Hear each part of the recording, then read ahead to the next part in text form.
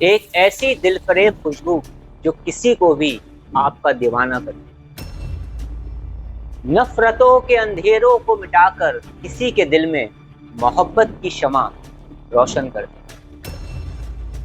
रूहानी दुनिया का एक ऐसा राज जिसे लोगों ने छुपाने की कोशिश की, अगर आज हम उस राज पर से पर्दा उठा देंगे। आइए इस आसान तरीन अमल को सीखते हैं।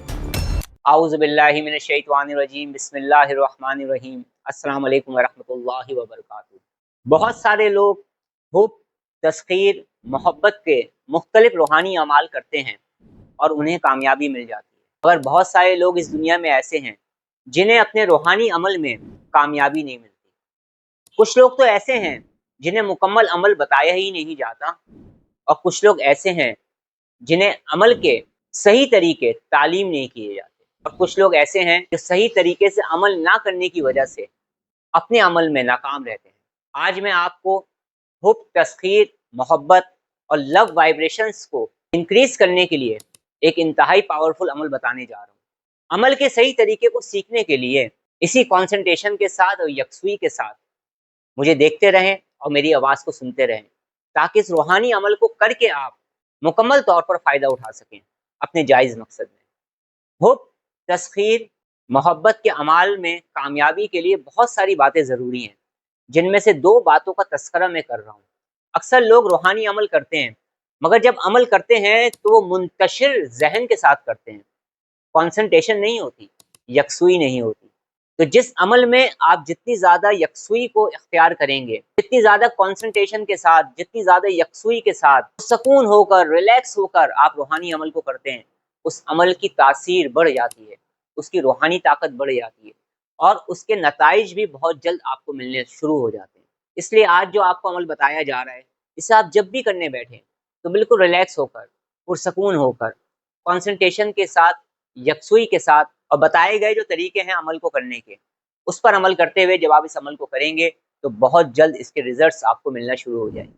सिर्फ और सिर्फ जायज़ मकसद के लिए ही इस अमल को करिएगा। तो अब हम चलते हैं अमल के तरीके की तरफ कि हमने इस अमल को किस तरह से करना है।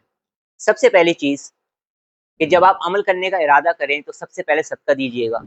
उसके बाद किसी भी एक अच्छी खुशबू का इंतखाब कर लीजिएगा। ऐसी खुशबू जो या तो आपको पसंद हो, या ऐसी खुशबू जो आप जिनके लिए भी तैयार कर रहे हैं उन्हें पसंद आती हो। ऐसी खुशबू का इंतखाब करिएगा। वो खुशबू परचेज़ करके अपने घर ले आइएगा। इशा की नमाज़ पढ़ने के बाद सबसे पहले आप अपना बदनी हिसार करेंगे। जब आप अपना बदनी हिसार कर लें तो इस अमल में आपने अव्वल आखिर दुरूद पाक पढ़ना है।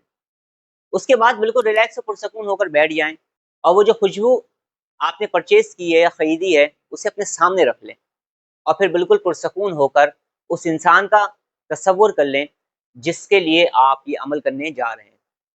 जब उसका तसव्वुर कायम हो जाए, उसके बाद फिर 21 मरतबा सूरह यासीन की आयत सलामुन कौलन मिन रब्बिर रहीम इसे पढ़िएगा।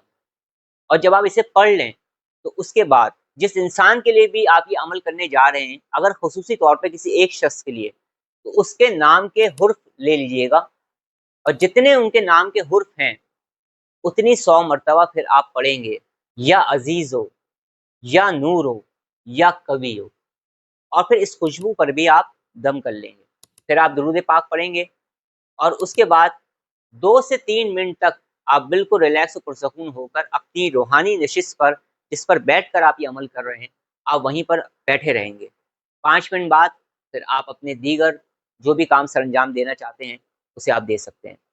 इसी तरतीब से इस अमल को आपने 17 दिन तक लगातार करना है।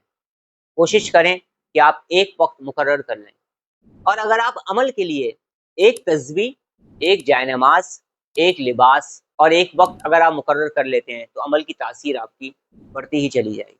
17 दिन का ये अमल हो जाए तो आपकी ये खुशबू भी तैयार हो जाएगी, अमल भी आपका कंप्लीट हो जाएगा। अब आप वक्त ज़रूरत इस इतर का इस्तेमाल कर सकते हैं जब भी आप इसको इस्तेमाल करना चाहें। सिर्फ जायज़ मकसद के लिए इस अमल को करिएगा। इस अमल को करें, फ़ायदा उठाएँ, मुझे अपनी दुआ में याद रखें। अस्सलाम वालेकुम वरहमतुल्लाहि वबरकातुहू।